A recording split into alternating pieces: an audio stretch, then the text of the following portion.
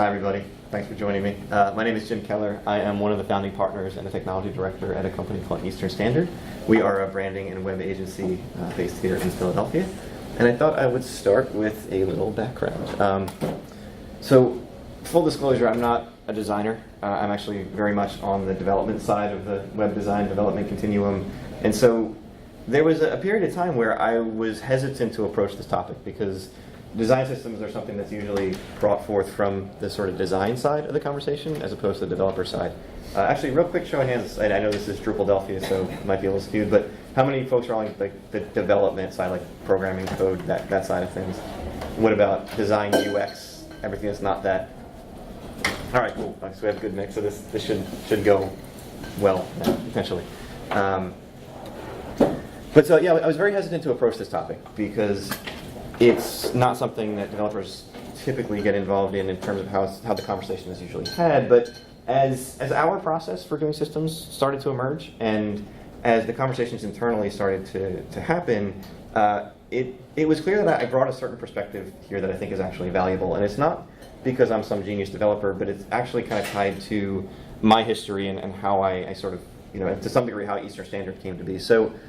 Very early on, I started a company actually before Eastern Standard called Context, and a big part of our business model was to partner with agencies and creative firms. So we were purely on the dev side. My background is development. I've been coding for 20 years at this point.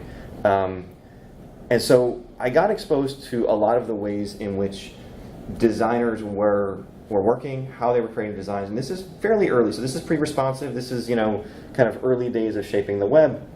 And something that was really clear was there was a disconnect between what they were doing, how they were designing, and what the medium actually required, right?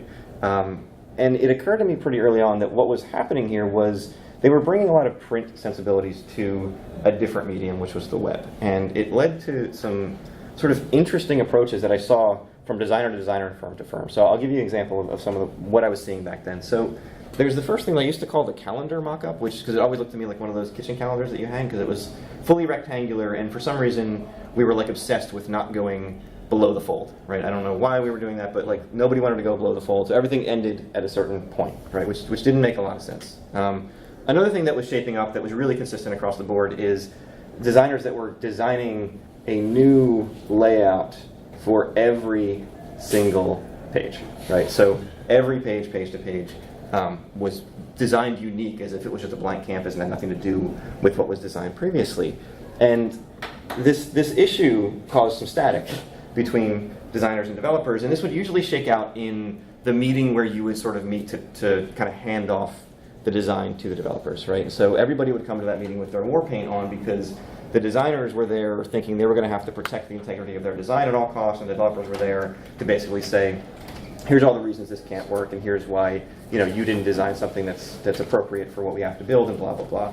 So, to some degree, I think our industry still suffers from this dynamic to this day. I think we've done a lot better job of kind of having this conversation, but I, at the time, was very incentivized to figure out how to make this work, because our business model depended on it, and also, I generally like to solve problems. So I really started to unpack what I thought was actually happening here, and what I came to realize is that there are certain things that each side sort of had to come to know and be aware of to make this process work. And so for the designers, going from print to web, understanding what the differences were and what the concepts were they were going to have to understand were, first of all, templates.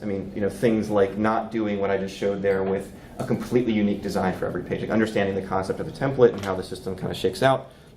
Fluidity, so even before responsive, there was still the concept that you could move the screen left and right, and that things would happen when you did that, right? And also the idea that scrolling is not something that you need to avoid.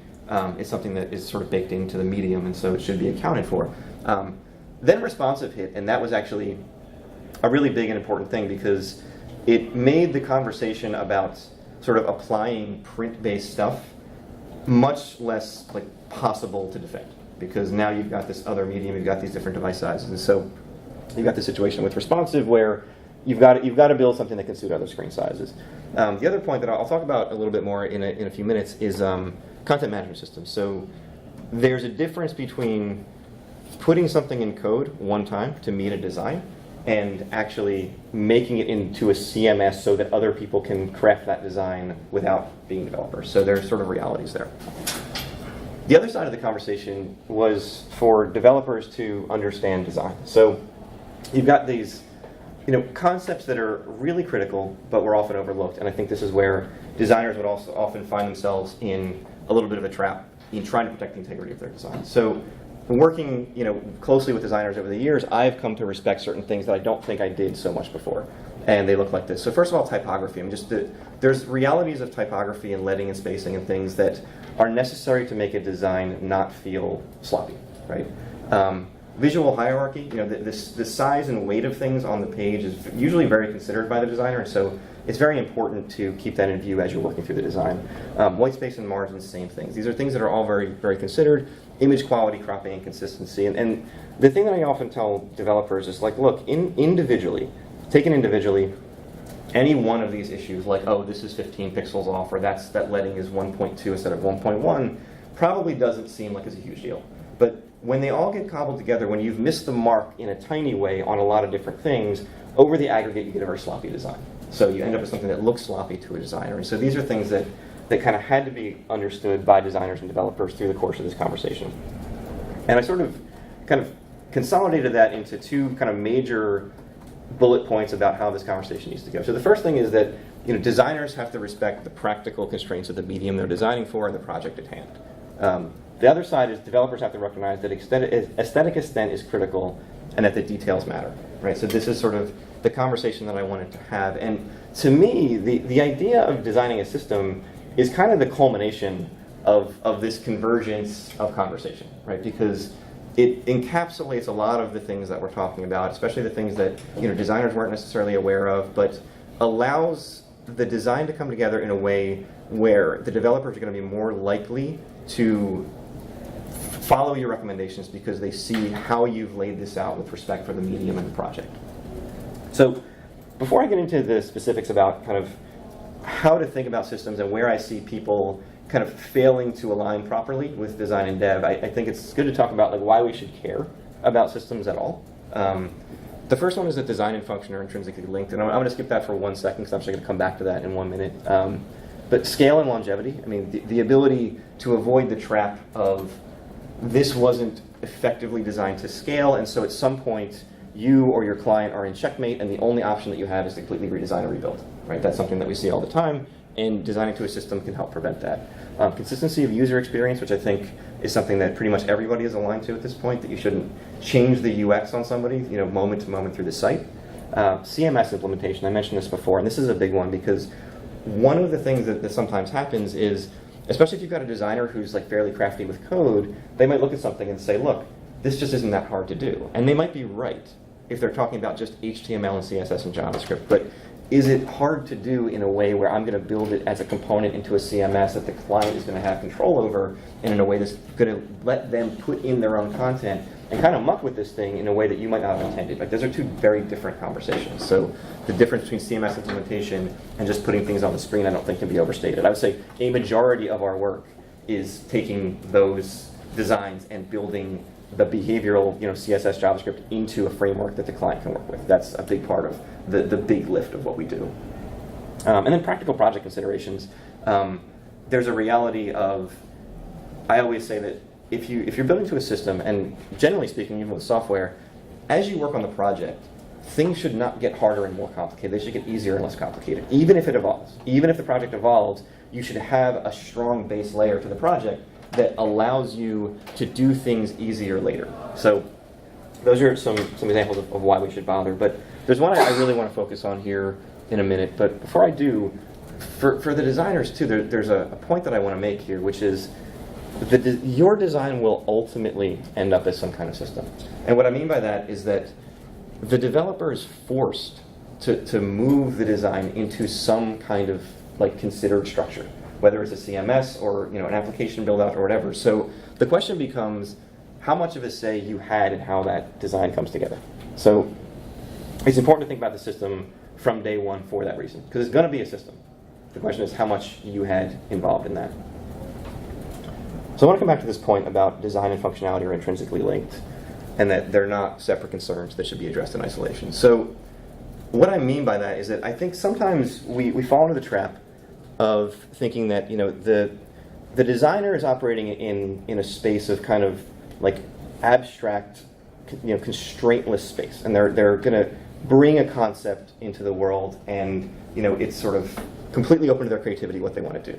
And the developer's job is to figure a way to make that a reality, right? And I think that's something that was true early on. I think generally speaking, people are getting a lot better about this and being more grounded. But the example that I use is that if you consider like a concept jet, right?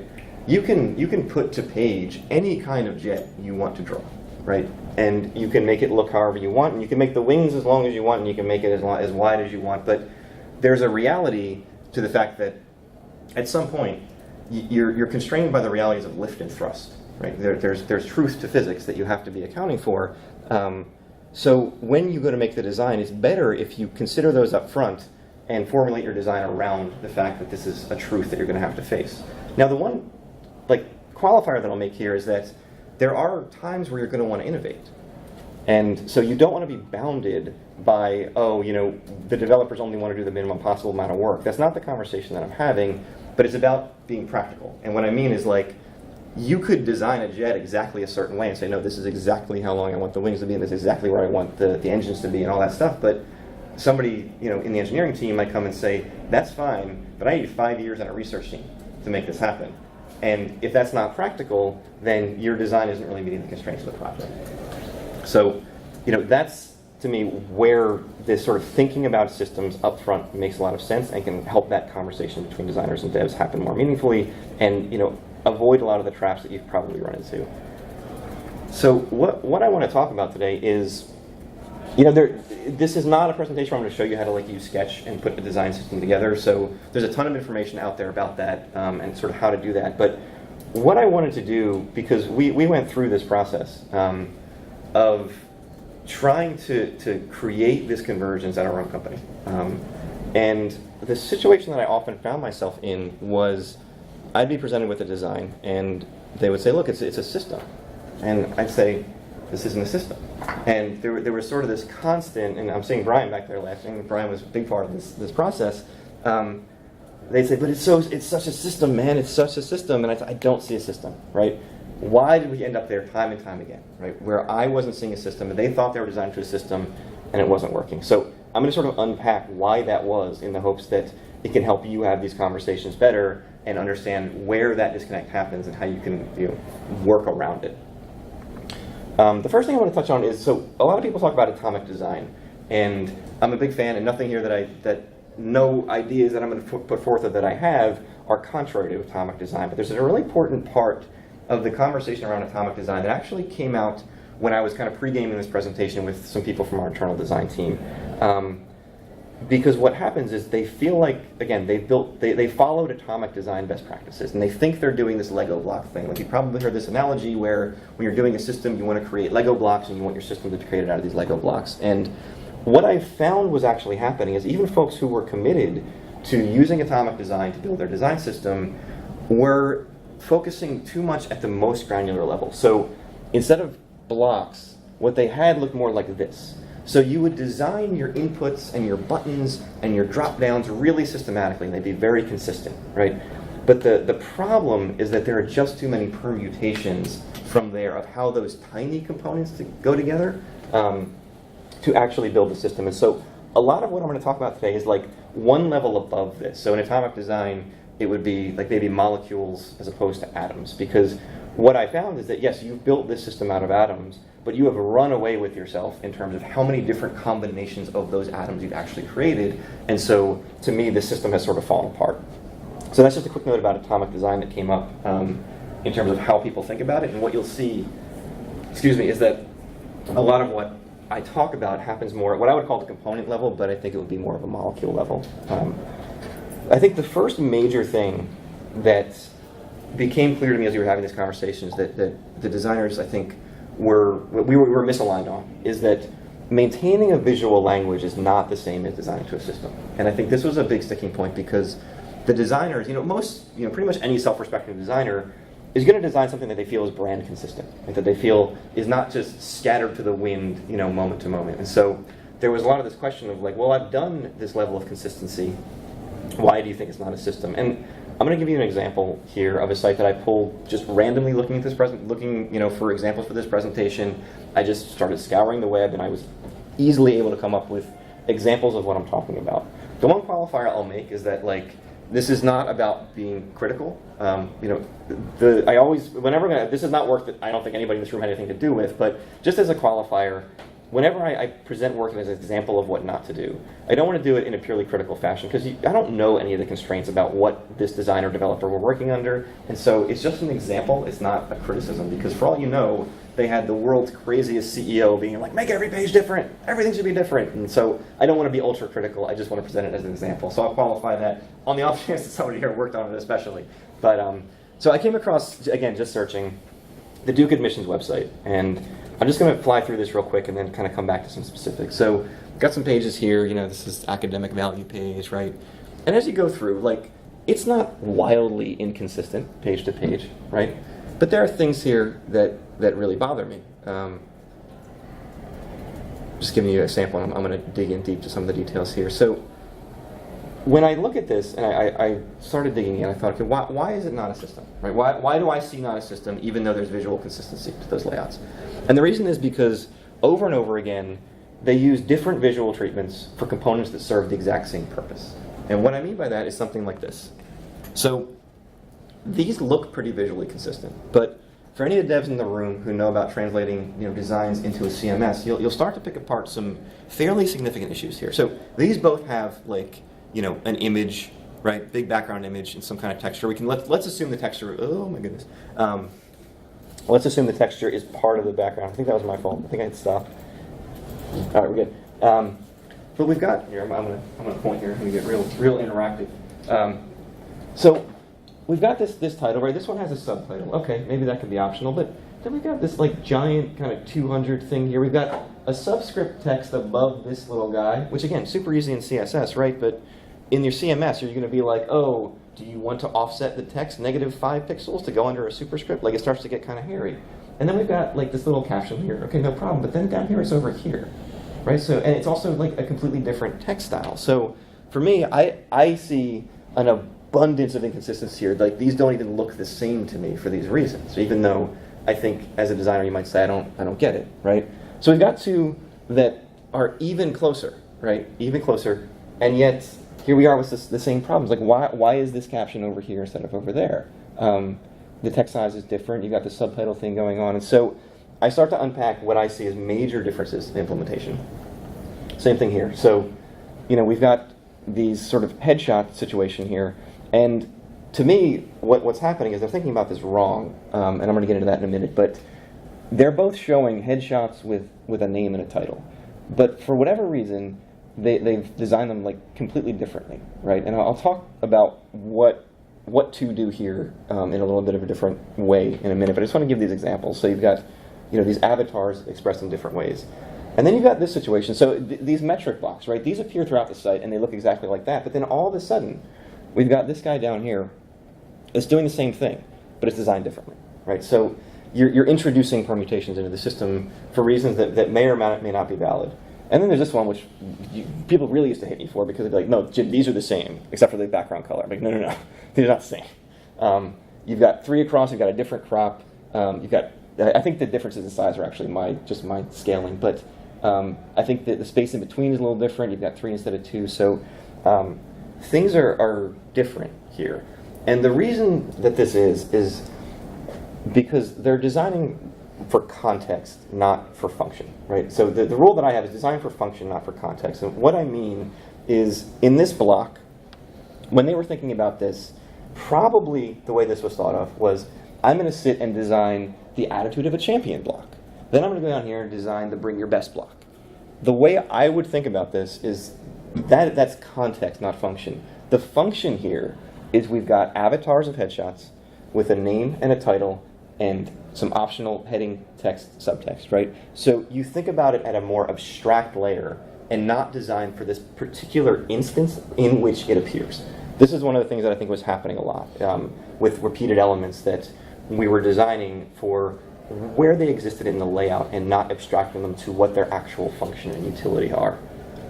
So to give you an example of where this is done really well, so this is Apple's homepage, and you notice they've got these sort of product call to action blocks, and they're all constructed with the same kind of fundamental elements. So this one's for the iPhone XR, and there you go. You've got these sort of components. You got title, description, one or more links, and an image, right? So we've got the iPhone XR, and then you've got the iPod Air, and it's the same, right? It's a different product. They didn't design the iPod Air callout separate from the iPhone XR callout. They had this concept of a product callout, and they've applied it in different instances of different products.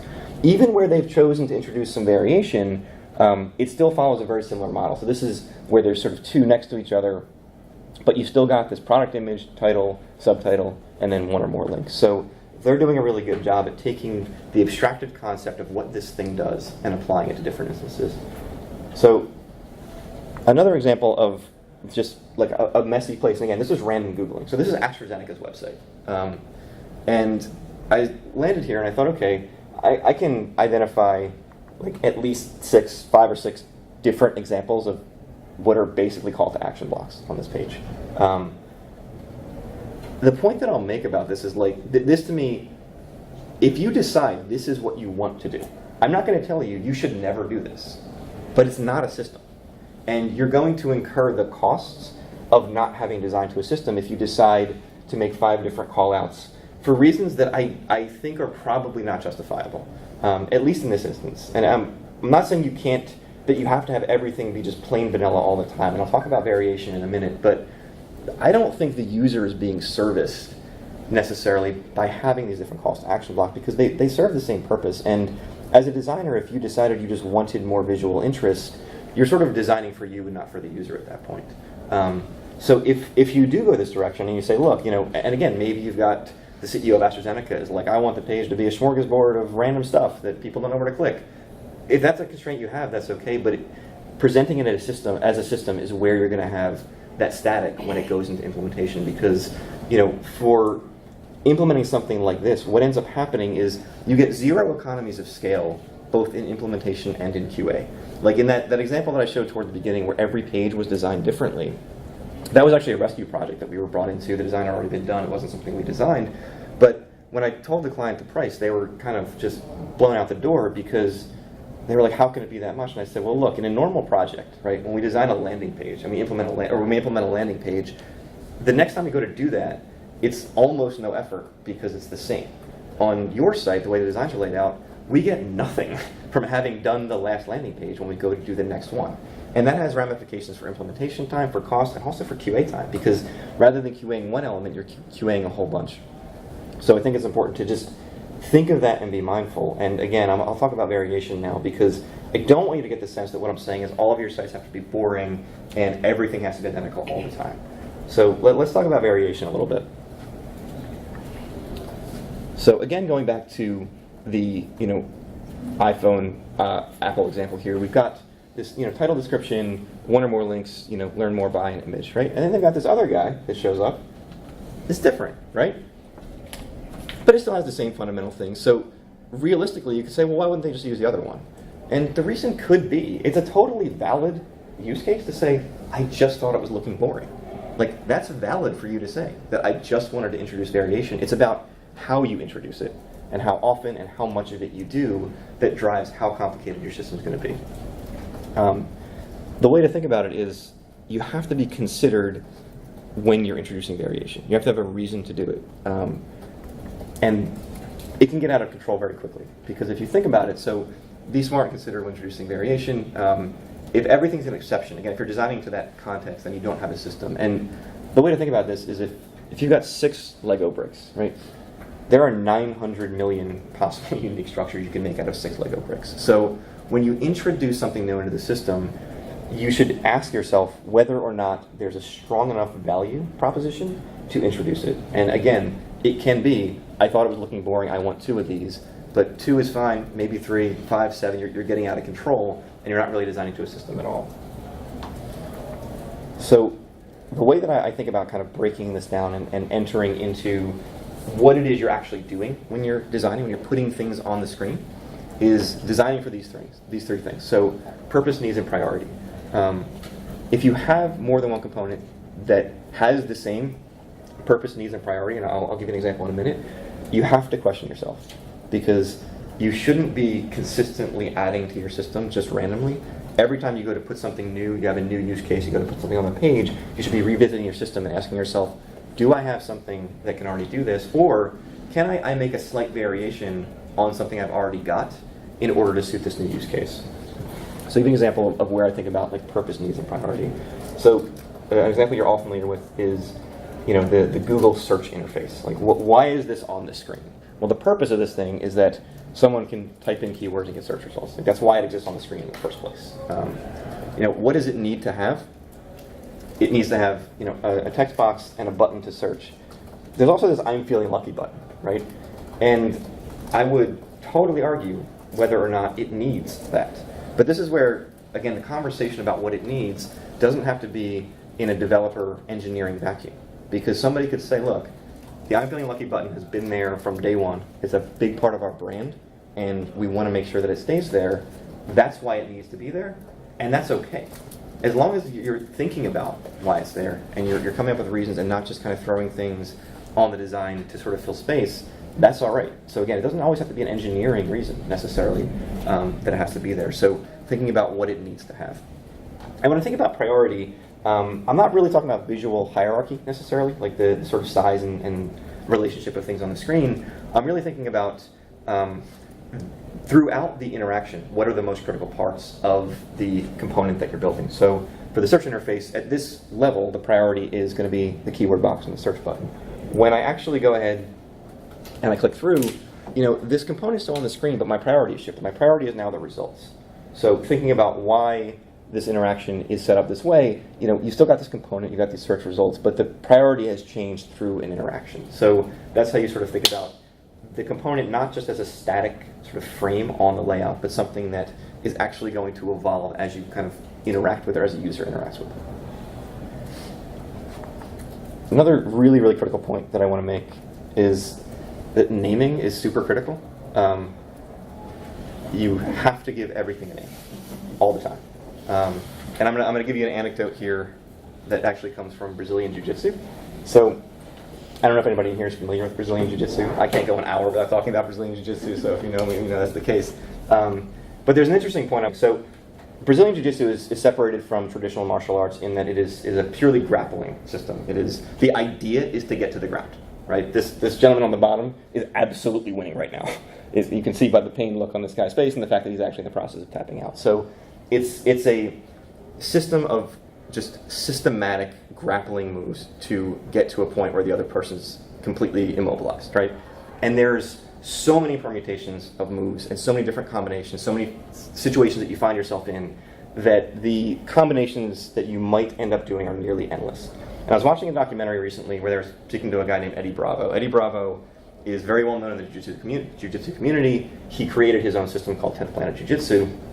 And something he was saying really resonated with me with respect to design systems, which was, in his system, and I've seen this because it's permeated jiu-jitsu as a whole, they give every single move a name. It doesn't matter what it is, they just give it a name. There's a move called the zombie. Like, it doesn't matter. And he was explaining the reason behind this. And the reason behind this is he was like, look, one of my competitors is, out of state, across the world at a competition, and they're training and they're working on something, and they need to describe it to me over the phone. They can't be like, that thing where you put your hand on their hip and then you kind of slide, like, I need to know exactly what they're talking about. And so, giving everything a name says, look, when I'm trying to go, from a bump sweep to a zombie, I'm getting caught in, something else, blah, blah, blah. They have this conversation because they've developed a meaningful language to talk about it. And that's where naming becomes critical, because as you are building your interface, you need to have a consistent language to talk about what's going into it. And to the point earlier about your design's always going to be a system anyway, your developer is going to give it a name at some point. We have to, because it's going to have a class and like markup associated with it, so it's going to get a name. And I'll give you an example of like where naming comes into play in material design. So a lot of you are probably familiar with material design and the different sort of patterns and elements they've got on the screen. So these little guys here, these are called chips, right? That's just the name for them.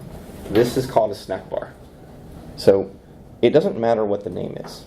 It matters that it has a name, because I can say to somebody when we're working through a use case, I can be like, why don't we, when they click, we can show some chips. If they click and the chips are filtered such that they don't get any search results, we show a little snack bar that says you don't have any search results, right? It's a very different conversation than we got to put a box up, and maybe if they click around, like you start to develop a language by which you can talk about the design, and that follows all the way through the entire development process, so that you can have meaningful conversations about use cases that you've solved as they come up and as things evolve. And if you take a look at some of the documentation that we put through in our design systems as we build them, you'll see these things kind of come through. So we've got this idea. This is a site that we did, actually Brian designed for Temple University Health System, and you'll see that we've got this concept of a flexible teaser. So it's not the cleverest name, but it's a name. We know what a flexible teaser is, and we know that it's a tool that we've got in our toolbox to display content in this kind of card view, right? And then we've gone ahead and we've introduced variations on that flexible teaser.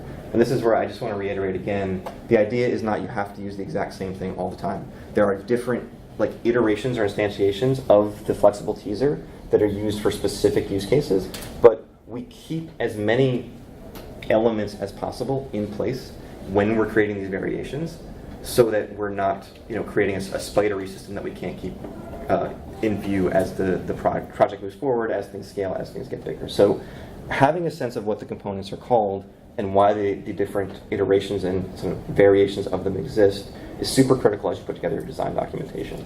And I mean, this project went on, I don't know, probably had 18 months, right? So not having a way to talk about how we were solving different things as it came up would have been an absolute nightmare. So we had, I think there was 180 mock-ups in this set. So it's a big design system, a lot of different mock-ups, and it's all built so that it can scale, we can change it in the future, and everything is sort of very well portioned out.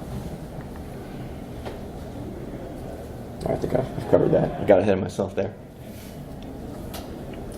So the next conversation, we've obviously been speaking about everything at the component level. And I'll say that I don't have strong feelings that designers start their process by designing components. I think you can do it different ways, right? You can start by designing components at the granular level, but I think a lot of designers don't like to work that way, and I think it's okay. So you can start kind of laying things out, as long as you know you're going to have to sort of backport your layout into some kind of system and kind of iterate over it before you're really presented as something viable. For example, you can imagine us as a group right now going through that Duke admissions example and unpacking it and figuring out where we could do better with consistency, right? Say, look, do we really need these two different variations of this hero here? Do we really need these two different variations of these avatars? And kind of working that through. And so, as a designer, if you want to work from the layout first, I think you can do that as long as you understand that your process should be iterative and that you should go through that process of breaking it down once you've got it laid out. The real trick, and I think one of the major challenges of doing a systems-based design that's components up, even if you're designing it with layout first, and that's kind of how you're thinking about it as a designer, is finding a way to prevent blockiness, right? Actually, let me hold that thought for a second, because first I want to talk about the reality of building these into a content management system and how it ends up coming to be. Because one of the things that is really critical if you're thinking about the fact that you don't have control over the layout, right?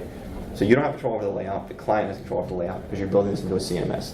So you can't guarantee that component A is always going to come after component B, or component C is always going to come after component B.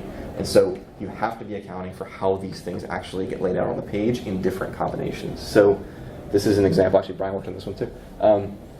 For a website that we did for Penn Global, it's a University of Pennsylvania department that actually has many sub-departments, and they wanted the ability to create a system that would allow all 7 of their departments to have pseudo-unique websites. So all built on the same Drupal infrastructure, but enough flexibility that they could, have a little bit of a unique flavor, and all the tools they needed to represent a very wide body of content. So this site is pretty massive in terms of the toolkit that they've got, and the different components that we built. And you can see here that they're using them in different orders and putting different things on the page. This is GSS, that's the Biden Center, which was the first one that we did, and then kind of kept building on that. And you can see that the client has chosen. I think we designed this one, but I think they put these together from the system we built. So we don't have control over what order they're going to put these things in. You can see here an example of that system in play as well, where the same components are coming together. These are a little bit closer, right? Same thing with this slight variation on the hero page. So the challenge that you run into is you can't design the layout the way you want to, where you kind of flow things nicely into one another, and you can control exactly what happens. And so that's one of the challenges that we've been working through. And I'll show you kind of how we've been doing this. Another example of where you can place different things on the page. So the question about Blockiness, because this is actually a really workable system for them, and to some degree we're kind of lucky because their aesthetic doesn't demand a lot of over-designed stuff. Right? That's they're very white spacey and things like that. But you get clients and brands that you work with where that's not really as plausible, and so you have to kind of deal with this Blockiness conversation. And I'm not going to sit here and tell you that we have the perfect solution to this, but I'll give you sort of the direction that we've headed with it in terms of how we've been thinking about it. So this is I think this is an earlier phase mock-up for another site that we're working on right now, and you can see that we're trying to play with how we can lay out components within their own space and combine them. So you can imagine that we've got a component called intro block text, right? And that can exist on its own, it can exist somewhere else, and we've got this call to action with image or whatever we're going to call this, right? But for the sake of the brand and the visual representation, the designer wants, in this particular instance, because we're designing this page explicitly, these two components to get wrapped inside this block. So what we've been doing, and because this is something you should be able to do, right? Designing to a system doesn't mean you have to do blocky, boring websites. And I think what I've seen a lot of is you've got people who are very, very aesthetically driven, and they don't design much of a system. You've got people who are very good at systems, and the aesthetic suffers. And so trying to find that balance has been a big part of the internal conversations that we have. But one of the things that we've done in this situation is we create sort of a wrapper component. So if you're in the CMS, if you're in Drupal, you basically start by saying, we're going to introduce this wrapper component, and we're going to start a wrapper with a background, right? And then you can close it out later. So you can kind of sort of nest, whether using paragraphs, we haven't gotten into layout builder yet, but essentially the idea of nesting components within some kind of frame in order to give clients the ability to actually kind of realize this in production on their website. One of the other challenges that you face anytime you do a system is the level of sort of client training you have to do if they're on a CMS, because we don't want our clients to have to turn into designers. That's a big thing that we, I'm sure you've all worked on sites where the client was used to entering HTML because it's the only way they could get what they wanted. We don't want our clients to have to enter HTML. We don't want them to have to become designers, but we do want them to have the flexibility to build these things. And so the documentation that you create around this is very critical. You have to explain the different design components from the level of utility up. This is what you've got to do this thing, and this is why you would use it. For example, this is why you would use an accordion, where you can click and expand content instead of going to a different page. This is why you would use this component or that component. So there is a lot of sort of documentation and conversation you have to have about the systems, but you end up giving the client the ability to craft these layouts that aren't templated. I mean, we talked about templates very early in the conversation, and you'll almost never hear us actually use the word template, because to me, template means there's always a hero image, followed by a block of text, followed by a video, and then you got a button at the bottom, and that's the template that you get. In the systems that we're building and in the way that we're scaling these things, that's not all that the client can do, which is extremely relevant to any UX conversation because different audiences need things represented different ways. I mean, we do a lot of work in the higher ed space, and the research is abundantly clear that the way you present content to a 16-year-old, 17-year-old prospective student is very different than the way you present it to a grad student. So you have to have the flexibility to present the content in different ways to actually suit the user experience.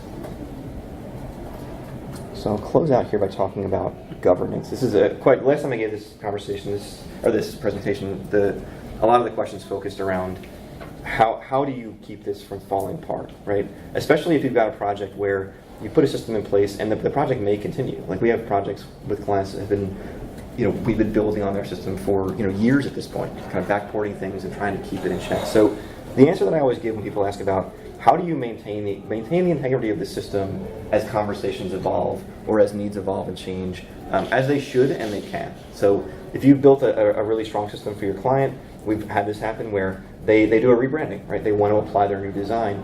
We can often do a completely new design without uprooting their content, because we've got everything is utility based, everything's components, it's very semantic. We can apply a completely new design, backported to the system. But what do you do as different people work on it, as things evolve and scale, and how do you keep things in view? Because a lot of the people that we've spoken to who are trying to build systems, that's one of the challenges, is people start forking it and it kind of goes all over the place. So the way that I always talk about this is somebody has to operate as the Vatican. There has to be some person or some group of people for whom changes to the system. Like if I want to add, let's say I have an existing system and I've got 12 components in my system and they do the following 12 things, and somebody wants to, whether it's another vendor, another developer, another designer, anybody working on the project, which can be very big, somebody wants to add to this system. There has to be a process by which it's vetted by a team of people, or if it's a small organization, a single person who's operating as the Vatican. The Vatican controls the canon of the system, and if you want to make a change to it, you have to requisition the Vatican to get a change. So it has to get approved, because we've run into situations where we have a system in place and it's very well structured, it's well governed. We've got clients who have many sites deployed on one instance of our system, right? So we've got 8, 12 sites that are all leveraging the same system.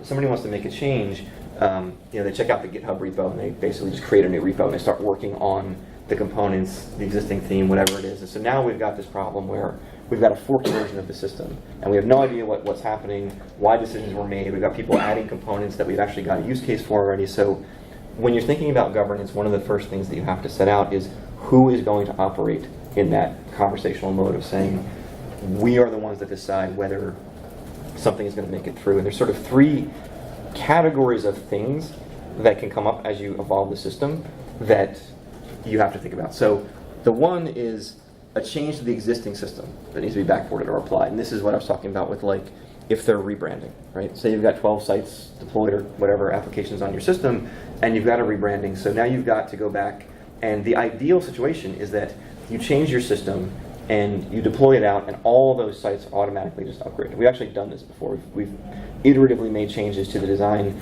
and all the sites that are operating from it just get the benefit of that new design. We've done it in pieces so that the thing can scale. So that's the first kind of change. And that's usually fairly easy because it's obvious typically. It's pretty obvious that you're making a change to the existing system. The other one is a new addition. So you say, look, we've got a use case that came up. We don't seem to have a component that serves this use case. So we've got to add to it. And the conversation to have here is whether or not it's really new or it's actually a variation on a previous component. And there's no perfect way to answer this question of how do you know what constitutes a variation? Like I've got 2 calls to action and they're pretty close, but are they really the same thing?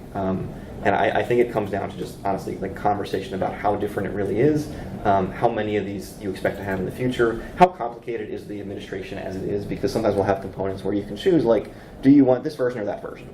But you don't want, do you want this version, that version, that version, that version, because then you've really got different use cases that you're kind of smashing together. And so when you're thinking about a new addition, the first step is to think about whether you've already got something that accounts for it, and if not, then what the workflow is to get it added to the system as a whole and abstracted in a way where even if the use case came from a particular site or a particular place, that you're thinking about it more abstractly. Like if somebody says, oh, we want to do a photo gallery for our events. It's like, okay, maybe you don't have a photo gallery in the system for some reason. You say, okay, let's not think about this particular use case for events. Let's talk about how photo gallery and media management is going to be handled in the system. So that when somebody comes to us and says, we want to do a photo gallery for our student work, or whatever it is, we've got a component that can actually suit that. So when you're adding something new to a system that's designed to support many use cases, think about how you can abstract it out to not be super specific. The other thing that does happen is you actually do have one site that has such a unique circumstance that you do want to add it to that part of the application, that part of the site, and you actually don't want to backport it to the system. And this is where you have to be very thoughtful about how you've crafted the implementation of your system. And we're running into this now a little bit where we've had to go back and think about how we've done some of our Drupal theming module layer, because we're running into this where there's a strong use case for this will only ever exist here. Like it's so specific. And what we're realizing is that we always want to have a way to break off from the system in a very surgical way, implement this thing, but inherit as much as possible from the parent. And that comes into how you've structured the system, how you've done your theme layer and your modules and things like that. So, these are the 3 different scenarios that we come up with as we're working on these systems that have been in place for years that are already at the point where we've iterated on them, things that have been added and changed. But that's what the governance process typically looks like. With one of our clients, we actually have a weekly standing call with their systems team, because we're working on a couple of different projects, and we sort of run stuff by them. We'll say, look, we think we got a category 1 here, which is something that we think everybody needs and can use. We want to deploy that back to the system and get that into the workflow. We've got some of these other categories, and so we talk through this as we're building the system, because what happens is if you get too many permutations, if things get away from you, you don't have a system anymore, and so the exercise has now become useless. Alrighty, so quick recap, and then we will open it up for questions. So going back to the beginning, designers have to respect the constraints of the medium they're designing for and the project at hand. And I think that's where conversations have run aground in the past. Developers recognizing that aesthetic intent is critical and details matter. In fact, if you get hired as a developer at our company, one of the first internal presentations we give you is basically saying, look, if you come from a place where if it matches the design close enough and works, that's fine. You got to jettison that, because we're very serious about making sure that the design intent has been effectively carried through. So you've got to make sure that you're not hand waving around the text sizing close enough. The text sizing has to be exactly what it's supposed to be.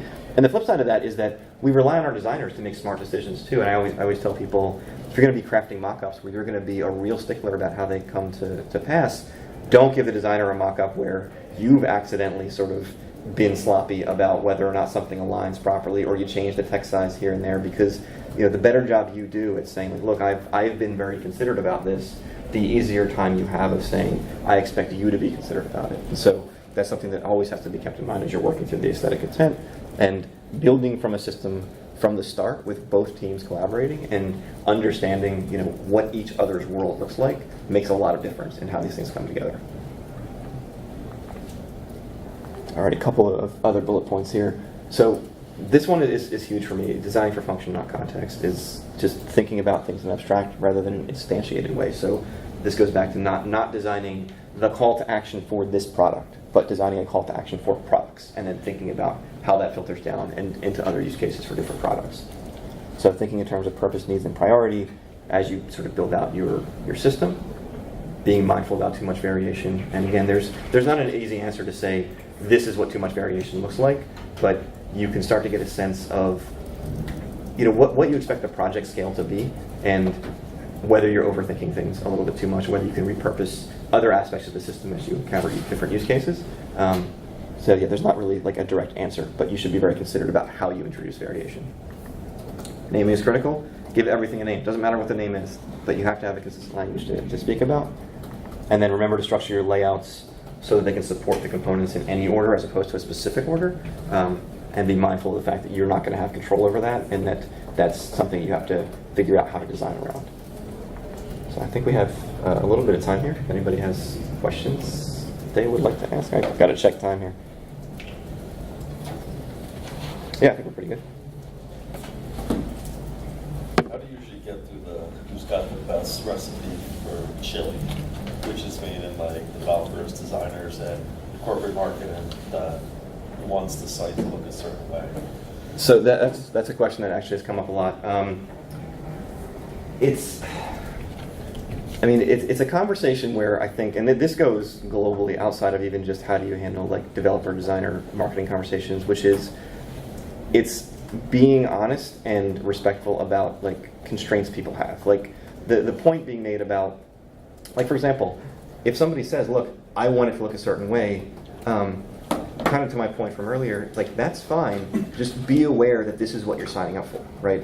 It's fine if you want the AstraZeneca homepage and you want to have 6 or 7 different call-out blocks and you want it to look like that, but just be aware this has ramifications in implementation. It has huge ramifications in QA too, which I think people tend to forget about, because when you're QAing, a single component that's shared across 40 different places, your QA process can be a lot more streamlined. And so I think part of the conversation is not saying, because what you don't want to do is say you can't do that or I can't do that, because realistically you probably can do it. It's probably feasible. It's just sort of that jet conversation of if we want to do it this way, this is what that shakes out to be, and this is what the time frame and budget ramifications are, and what it means to scale, and sort of the traps that you're having. Now, you may be in a position where nobody wants to hear that, but that's sort of the best advice I can give is try not to come off as a contrarian, but as somebody who's honestly trying to understand like all the different constraints that you're working under, because the marketing person might say, we want it this way, and we need it in 2 months.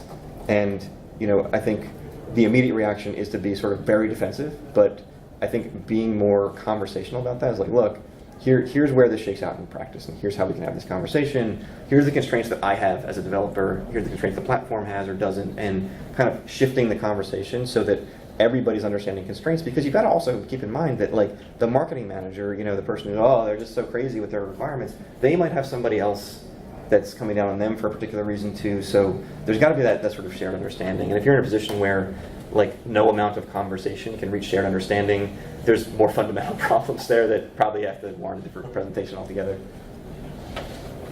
Go ahead. In terms of a team of designers and developers, how many people would be potentially too many people offering input to change or adding additions or adding input to a final website or a piece of marketing online that you have to make and fulfill? So the question is, how many people is too many to have their hands in the pot of changing the system? I think it depends on how strong your Vatican is. The governance, you mean? Yeah, the governance structure, because the reality is that most of the people we've either worked with or even spoken to who have a system in place, who have done this with reasonable level of success, most people that I've talked to have failed. It's just failed, and it's kind of been shown that like our organization can't make this happen effectively, and you fall into bad behaviors, right? Just traditional behaviors of how this model goes. The question of how many people can be involved, most of the time we see a lot of people are involved. Like we have clients where they might have 4 different vendors. I don't really want to collaborate with a direct competitor of mine, right? I might, and I think generally speaking as a company we're pretty open to that kind of thing, but they're controlling the governance, and we've helped them define what that looks like. And so if you have a Vatican you can trust, you can scale to a much larger set of people. It's just that those conversations can't happen in isolation, and everyone needs to know about them. Like we have a client, or a prospective client, who came to us explaining that they had sort of a vendor run amok. One department hired them to work on the system, they forked it, they did a whole bunch of work, and they can't merge it back in because there was no standard governance structure. So it all comes down to that, and it comes down to an understanding and an agreement that this is how you're operating, and that there's really good reason for it. And that can be really difficult at first. I mean, one of the clients we have that's on a very robust system at this point has had to fight a lot of internal battles where people at first felt like they were just hearing no all the time. But I can tell you the first time we make a major update to the system, they get a whole new thing, and everybody who's on the system gets it that day. They suddenly realize, or the new branding comes out, and 8 websites are updated with the new branding, they suddenly realize the value of it. And so it might not start easy, but having that controlled governance structure is probably critical to the number of people that you can have involved. I think one of the issues we struggle with is in the delivery of the system, as the CMS that's built, and what you're delivering to a client as an agency. Have you tried different things around how many pages you build out of the system versus the client builds out? The site is 300, 500 pages worth of content, and sort of quality control over a certain amount of the site. So that's a very relevant point. So the question is, how do you draw the line? When you turn this over to the client, there's some amount of problems that's likely to create, and what kind of governance is around the content entry process, essentially, to make sure they're using the system correctly and that you've educated.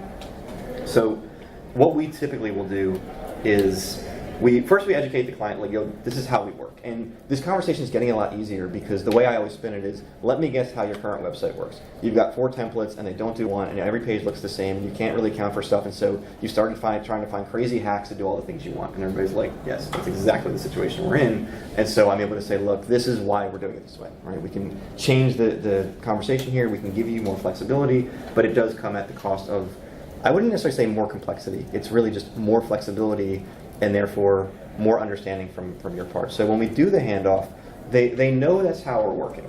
So we've kind of framed the conversation that way, and we will typically choose a fair handful of mock-ups to do. Like we don't fall into that like age-old trap of like, here's your homepage and a sub-page, I hope you like it.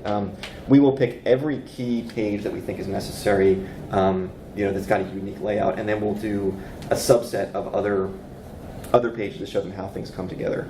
From there, during content entry, it's partially a question of how they want to engage us for that, because we do a lot of education up front, and we sort of, we can set them to task on that.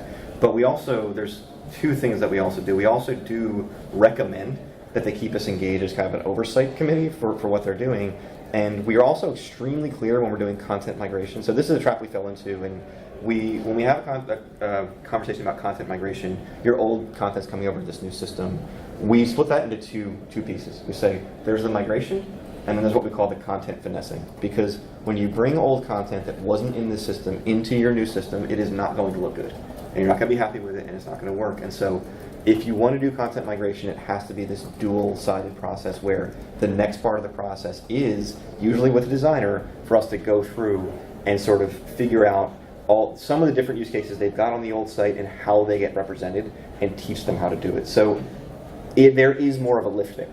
And there's challenges that presents. I mean, the budgets go up and things like that, but I think that we've had success with clients who feel very stuck, being willing to put forth the additional effort and cost involved in getting to a structure like this. I think like with Penn Global, for example, I mean, they're just off and running. I mean, I see pages they put together, and I'm like, this is really good. Like they really, they've got a lot of tools in their toolbox, but they come up with major landing pages and things on their own. And, that was a big part of the training process and everything. But it definitely complicates content entry. It's not just like, here's the link to the beta site, go have fun, this is how you use WordPress. It's a different process.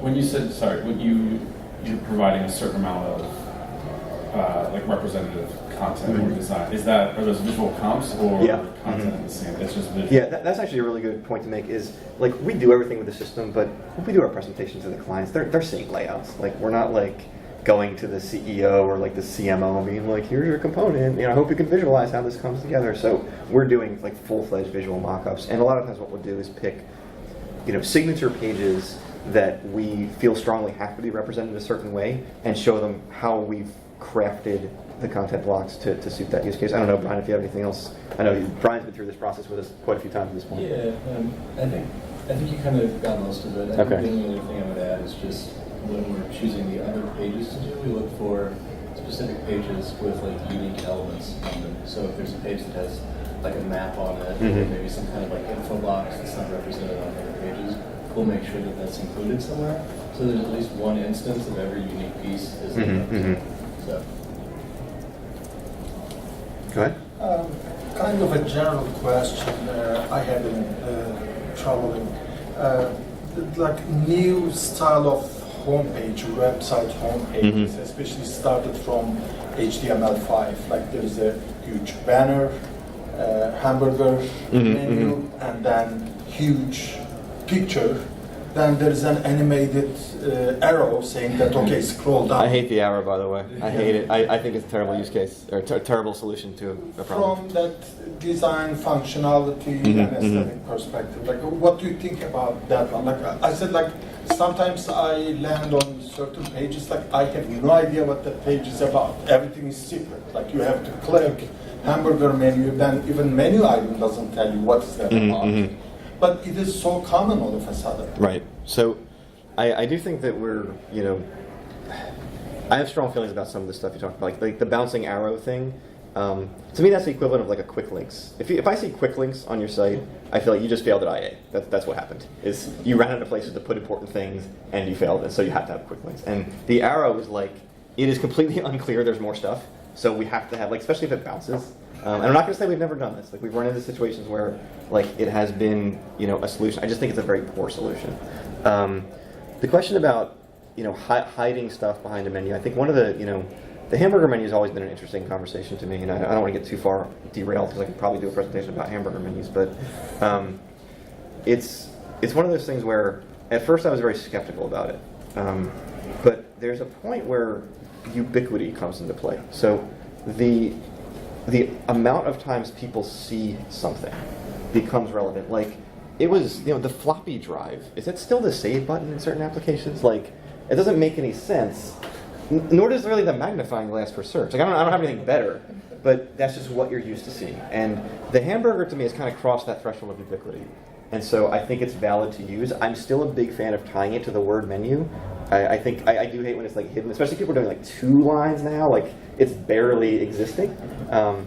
So I think, this is a conversation that doesn't come up a lot, is like the role of ubiquity in UX, and it's something that I've been kind of thinking through, but that's where the hamburger lives to me, is that I don't love it at its core, but it's so common that everybody's used to it. And I think the only people who can really make changes at a level where they're just relying on ubiquity are like Google and Apple and people who are designing the fundamental interfaces. Because like the 3 dots thing showed up a few years ago in like material design.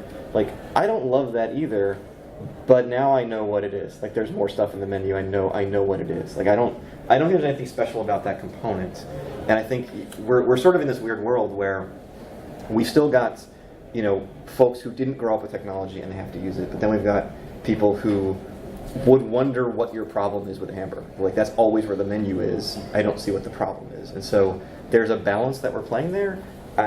I'm okay with the hamburger. I do think, like, our model is, if you've got the horizontal real estate to show the nav bar, you should, in most cases.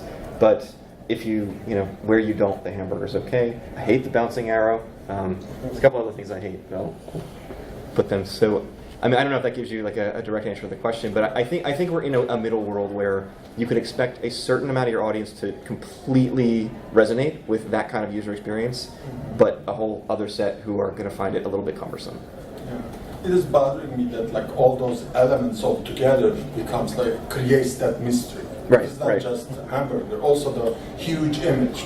I don't know what's Yeah, the huge, and also don't use carousels. I think everybody knows that. Right? Don't use carousels, like for displaying disparate content on the homepage that doesn't relate one to the other. But that's a whole other conversation. But yeah, there are things that show up that I think just rely on the ubiquity of like people are going to sort of explore and try to figure out what this is. It's tricky. But yeah, I'll stop there. Like, I could keep going on things that I hate about UX conventions. So I'm going to go to him real quick. What's the question? I'm good. Oh, you're good. All right. Just in that case, that's all right. So what do you think about hiding the footer on like mobile devices? Hiding the footer for what reason? Completely not displaying. Just to, I guess, because if you have like so much scrolling, maybe not a lot on the homepage, let's say, just if you have a sticky header, the hamburger menu, you can get back there. That's not something I've actually thought about a lot, but it's one of those cases where, to answer a question, like I always think, all right, is the footer providing value, right? And you could say, well, on a desktop, if you don't have a sticky header, you get to the footer, you want to give people a place to go. Now, my thing is, I think there should be somewhere better than the footer on every page for somebody to go. But let's say they've hit bedrock, right? They're at the footer. If you've still got a sticky header, I could see a case for maybe it's not necessary, and then I would speculate that it's probably okay. But before I would make any claim about it, I would say you got to test it. Right? It's the only way to know is you got to test it. To attach on to that, the idea of endless pages as a form of in your design and in your engineering, what's the value of that for certain clients where you just keep filling it with content as they go down? I've seen a few sites do it. I find it's great when your site has a ton of content to give them after a search, whether it's text, images, or articles. But I find that there were a few years ago I found myself doing it, and I was just going down waiting to see just how far I would go until I would get to a footer or get to the bottom menu, where you would find a lot of other non-obvious things a lot of times, but I would just never get there. Have we already taught people the behavior where they expect to see links at the bottom now, but some people are feeding them the endless page? Is it a good practice, or is it probably just only good for certain few types of pages or websites? So I don't have the data on that, so this is my anecdotal opinion. I think it is very dependent on use case, because if you've got content that I want to, like I'm seeking through to find something, it really is use case dependent, because I'm thinking about how like there are times where that doesn't make any sense, because like do I really care about the 300th thing? Am I ever really going to care about that? But then you think of something like Facebook. Like, could you imagine if Facebook was paged? Like, that would be silly, right? Or Instagram, you would not want to page that. So I think it's very use case dependent, and I think it depends on what the user experience you're trying to bring is, and also how many items you've got. I think it does get silly if you've got like 10,000 items unless it's a never-ending stream like Facebook. So that one I don't have the data on in terms of how people react to that. It's not something we've tested. The one thing I would say about that, though, that you want to be careful about not overusing that is one thing that we see, and when I mention this, you'll probably notice yourself doing this later, is there's a very clear usability kind of consistent thing that people do, which is a lot of times they go to a page, they scroll to the bottom, and they go back to the top. They get a sense of what's going on, and then go back to the top. And you'll notice yourself doing this after I mention this. So if you don't have a strong use case for having an infinite scroll, you don't want to prevent that behavior either. So this is slightly off topic, but I saw what I consider a mortal sin of UX the other day. I think it was Crunchbase. So you've probably all seen the trope where if I want an article and I scroll to the bottom, it loads another related article. See, I'm cool with that. I'm all right with that. If I get to the bottom of the article, it loads another related one. On Crunchbase right now, if you scroll to the bottom of the article, they full redirect you to a different article. Just straight up, whole browser redirect. Can't go back to where I was. I don't know if this is across the board, but on the article I was reading, because I was so confused about what's happening. So, to me, that's sort of what I'm talking about, is preventing me from glancing at what's going on. So if you're doing infinite scroll, I think you want to be mindful of that, but there are total use cases where infinite scroll makes perfect sense. All right, good to go. All right, thank you so much for joining me, everybody. Appreciate it.